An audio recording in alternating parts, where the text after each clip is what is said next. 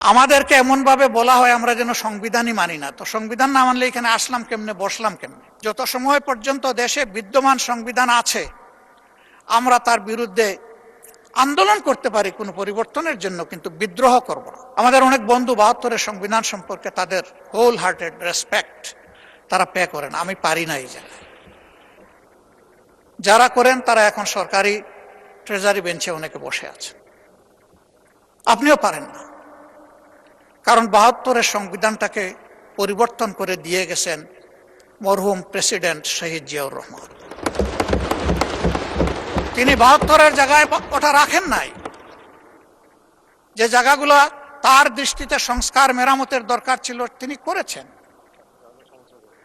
তাইলে এখন কেমনে আমরা বলতে পারি যে আমরা ৭২-এর সংবিধান চাই? এটা তো আমরা বলতে পারি না। আমাদেরকে এমন ভাবে বলা হয় আমরা যেন সংবিধানই মানি না। তো সংবিধান না মানলে এখানে আসলাম কেমনে, বসলাম কেমনে, এই দেশে বসবাস করি কেমনে?